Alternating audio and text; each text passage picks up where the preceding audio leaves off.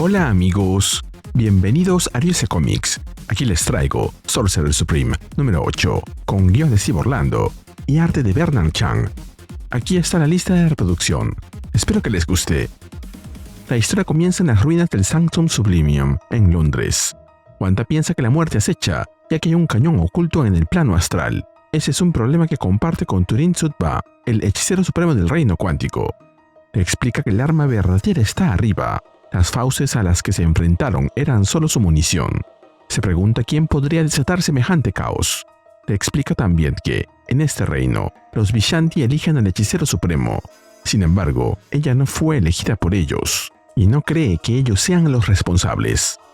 Turin responde que, con solo mirarla, su dedicación al reino resulta evidente.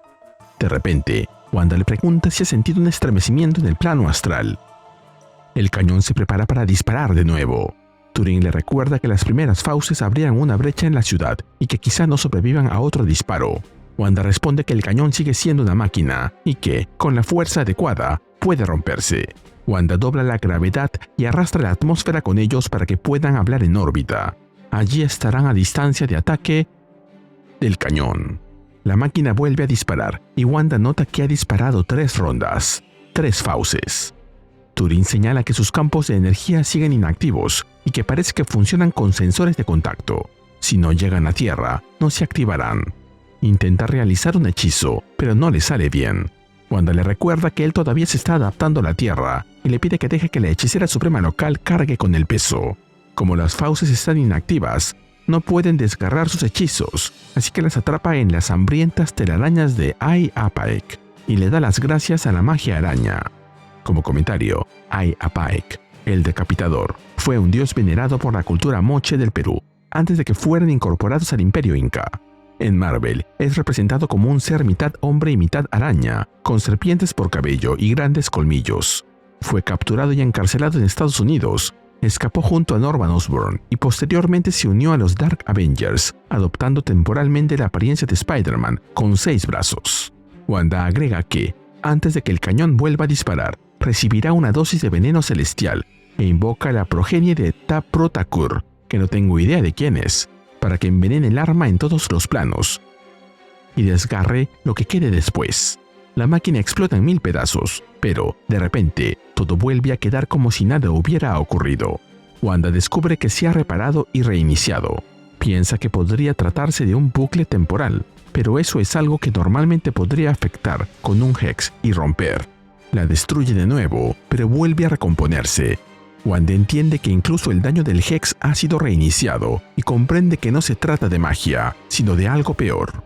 Le explica a Turin que el cañón está tocado por la taumaturgia, el poder en bruto de los Elder Gods. Turin conoce a los Many Angled Ones, pero no sabía que fueran constructores. Aún así, alguien conoce lo suficiente sobre sus métodos como para alimentar estas fauces. Le advierte a Wanda que ya están rompiendo su red y que quieren salir, pero él intenta reforzarla. De pronto, exclama que sus campos se han activado y que no tienen sensores de contacto, sino un temporizador. Las 3 fauces lo rodean.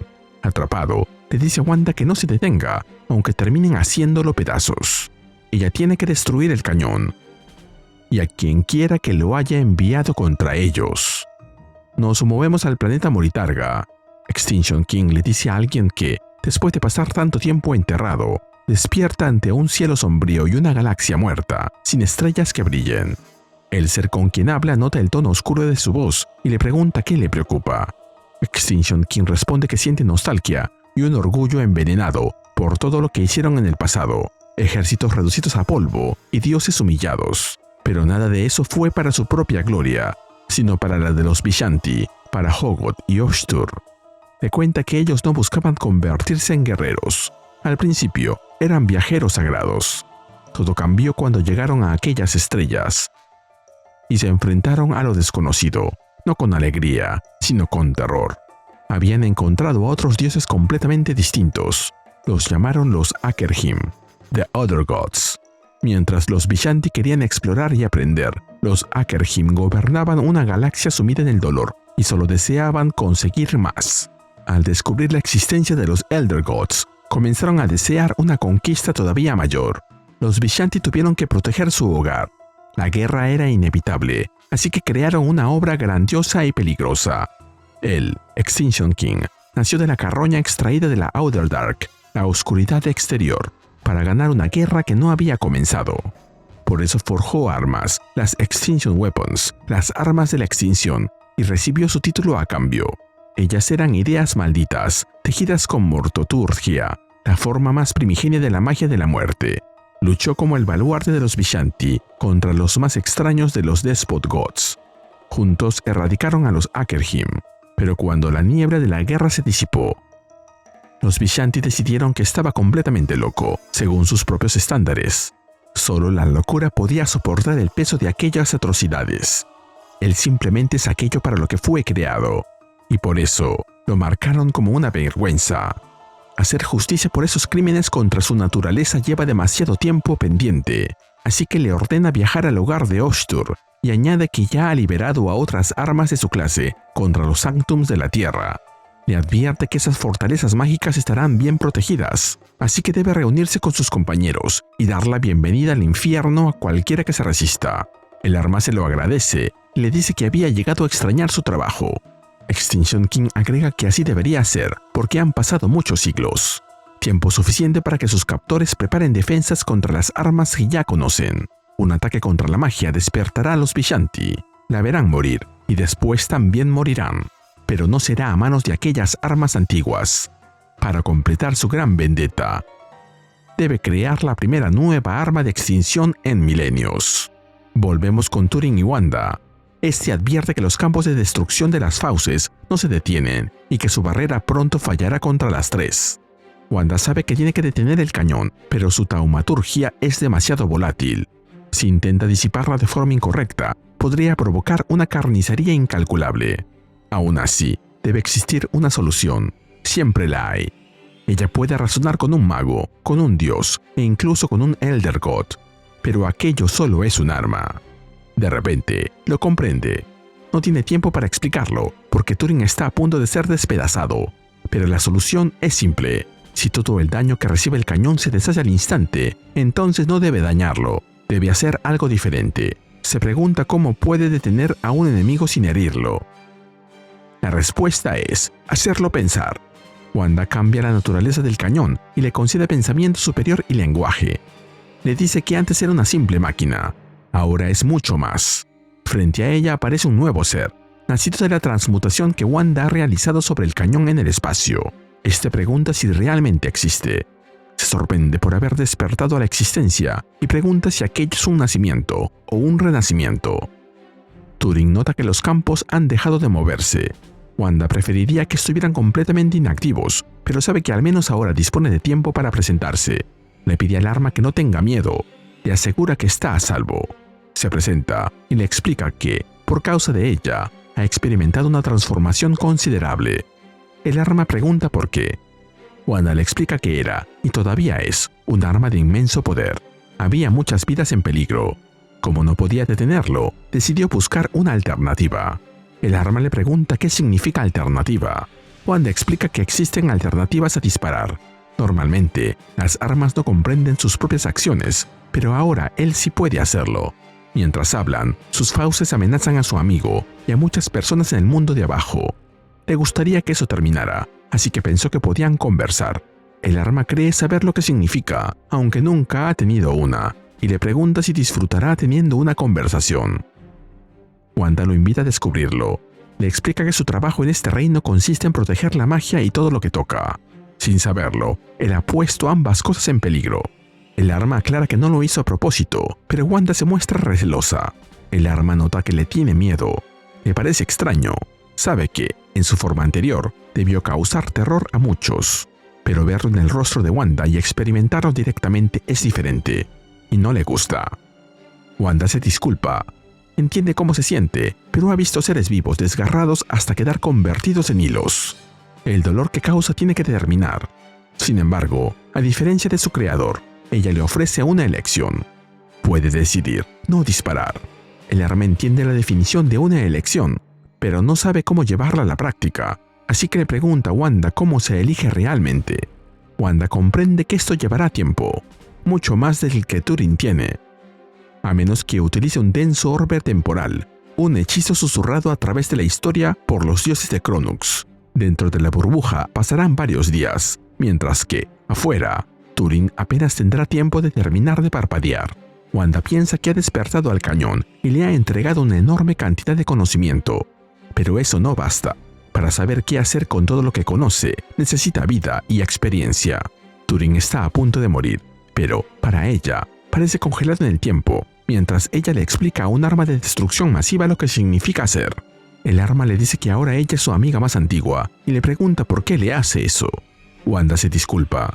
Le dice que los únicos recuerdos que podría darle son los suyos, pero son demasiado intensos y no quiere cargarlo con ellos. Aún así, se alegra de que hayan podido hablar. Para ella es un honor ayudarlo a encontrar su voz. Entonces le pregunta qué piensa hacer con ella. El arma pregunta si se refiere a disparar contra la Tierra. Le dice que le gustan las elecciones y que quiere tomar muchas más. Pero, para hacerlo, primero debe seguir existiendo. Si él desea esa libertad, se pregunta si los demás también deberían tenerla. La libertad es única. Es un tesoro. Turing observa que los campos de las fauces han desaparecido. Ahora están desprotegidos y no piensa desperdiciar la oportunidad. Entonces choca las manos y libera una poderosa descarga de energía. Wanda comprende que el arma ha decidido no disparar. Esta le explica que, ahora que sabe lo que les quitaría a los demás, no podría volver a hacerlo. Wanda responde que ejercer el poder con gracia es una tarea difícil. Ella misma todavía está aprendiendo a hacerlo. Le dice que ha tomado una buena decisión.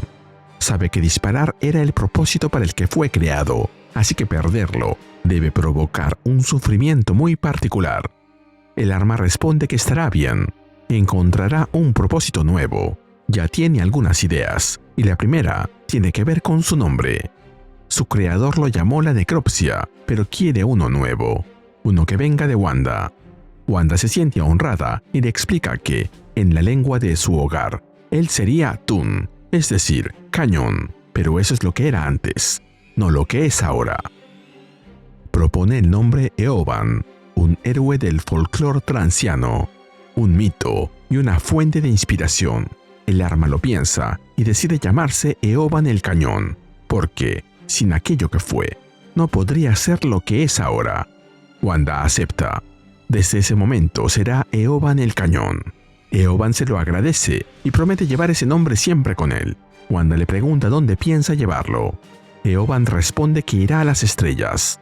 Tiene algunas ideas y quiere explorarlas. Ahora que por fin existe, quiere hacer todo lo posible por conocer cuánto existe y espera tener la oportunidad de lograrlo. Antes de marcharse, le advierte que su creador no se detendrá. Extinction King quiere erradicar la magia.